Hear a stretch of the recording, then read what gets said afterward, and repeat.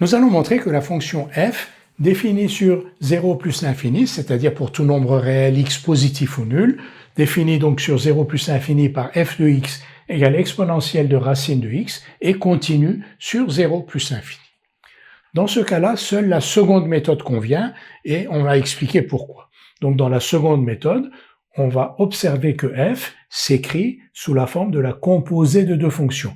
F n'est pas le produit, le quotient, la somme de deux fonctions que l'on connaisse, c'est la composée de deux fonctions, exponentielle de racine de x. On va l'écrire. Donc f s'écrit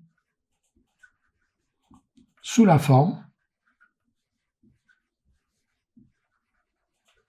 u rond v où u et v sont des fonctions définies. On va considérer donc cet intervalle ci, des fonctions définies sur 0 plus l'infini par, donc u de x, c'est la fonction exponentielle, et v de x, c'est la fonction racine carrée. Et u de v de x, c'est donc exponentielle de v de x, c'est-à-dire exponentielle de racine de x.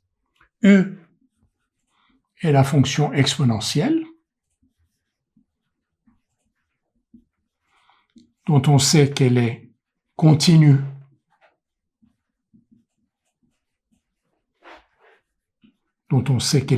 sur R, et donc a fortiori sur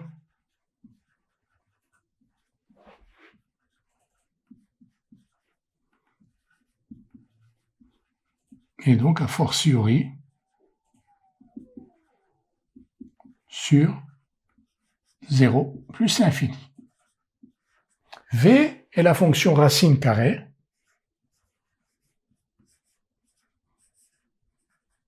dont on sait qu'elle est continue,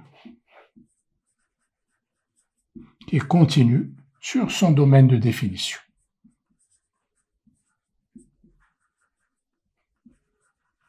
C'est-à-dire sur 0 plus l'infini. F est donc continue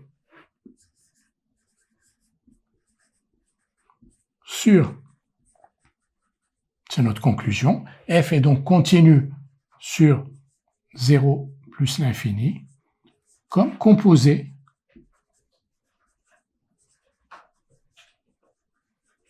de deux fonctions continues sur cet intervalle.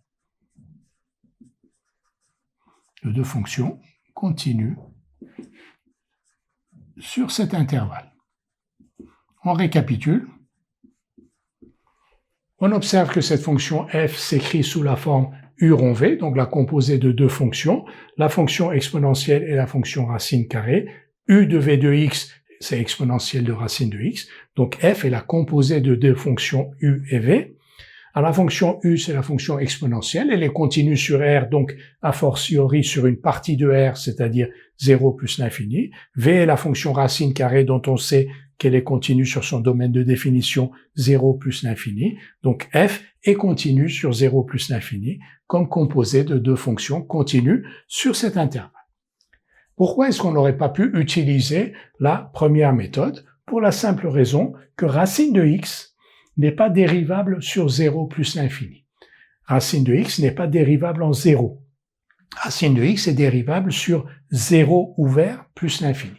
Donc si on avait voulu utiliser la première méthode, on aurait juste pu montrer que la fonction f est dérivable sur 0 plus l'infini, mais sans 0.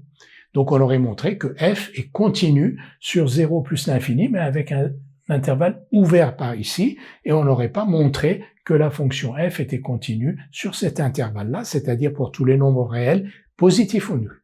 Si il fallait montrer que f de x égale exponentielle de racine de x était continue pour x strictement positif, la méthode de la dérivation aurait marché. Dans ce cas-là, elle ne marche pas.